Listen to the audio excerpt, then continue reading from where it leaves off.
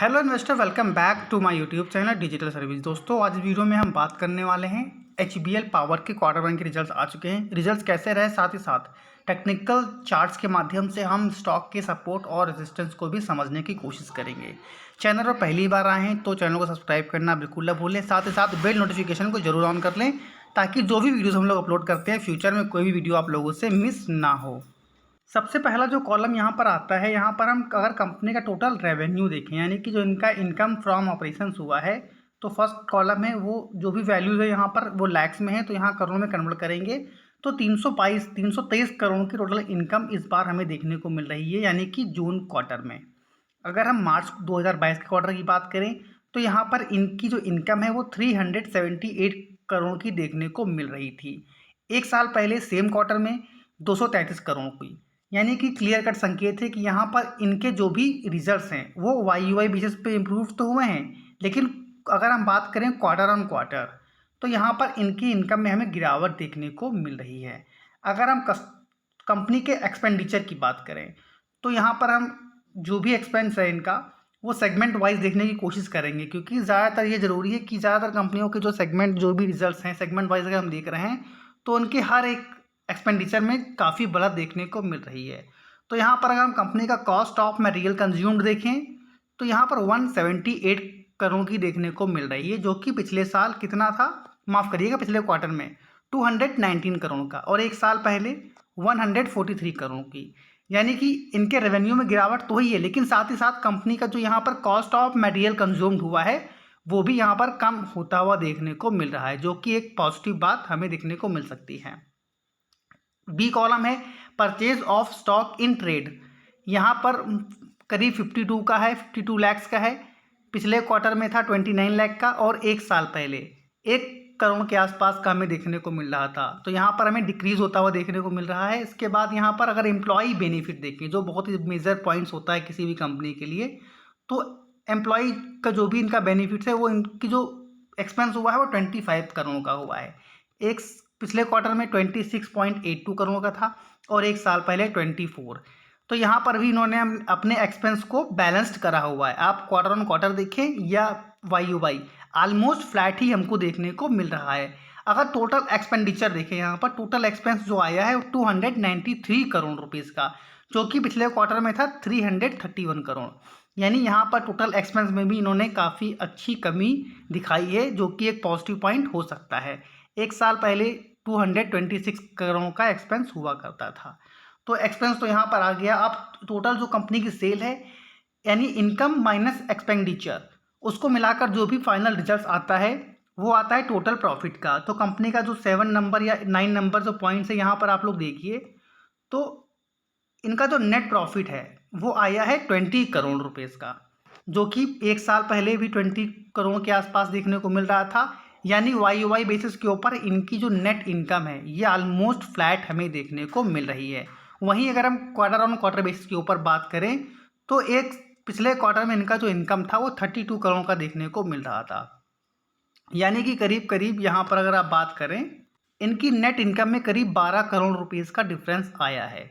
तो ये थोड़ा सा एक सोचने वाली बात है, क्योंकि लेकिन ये इम्पैक्ट शॉर्ट टर्म में ही पड़ने वाला है। हम टेक्निकल चार्ट्स के माध्यम से भी एक बार समझने की कोशिश करेंगे अभी कि क्या टारगेट आपको देखने को मिल सकते हैं। एक बार EPS पर नजर डालें तो 0.71 का EPS इस क्वार्टर के लिए, लास्ट क्वार्टर में था 1.21, और एक साल पहले सेम क्वार्टर में 0.72।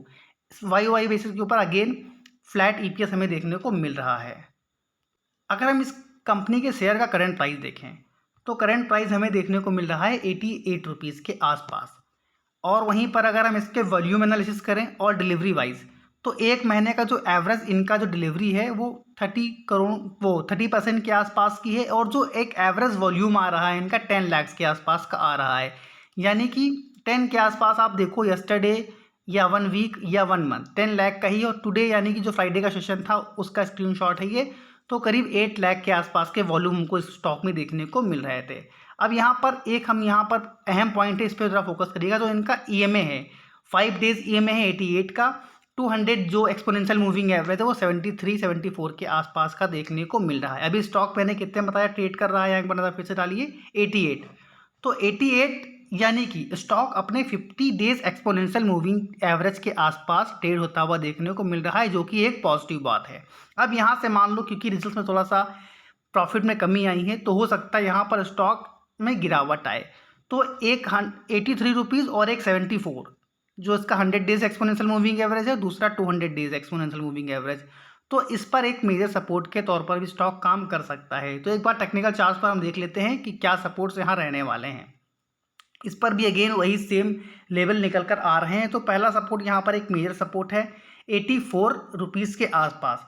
अगर ये ब्रेक होता है किसी कारणवश, तो ये स्टॉक हमको करीब 74 रुपीज़ के आसपास भी जाता हुआ देखने को मिल सकता है।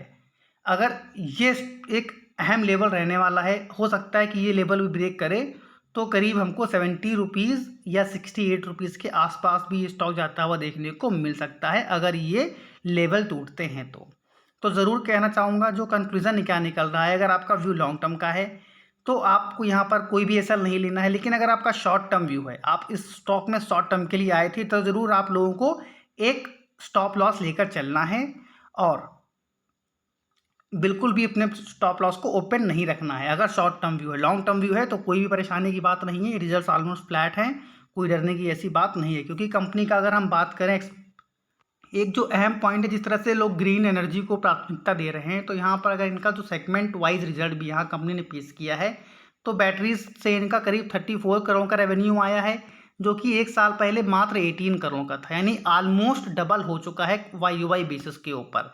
क्वार्टर ऑन क्वार्टर यहाँ पर थोड़ी सी गिरावट है, लेकिन क्योंकि बैटरी सेगमेंट इनका काफ़ी स्ट्रांग है, जिसके कारण इस स्टॉक में हमको तेज़ी देखने को मिल रही है।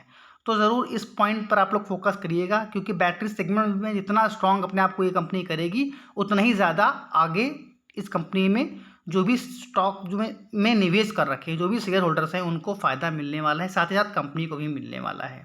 आई होप आप लोग सारे पॉइंट्स क्लियर हो गए हों।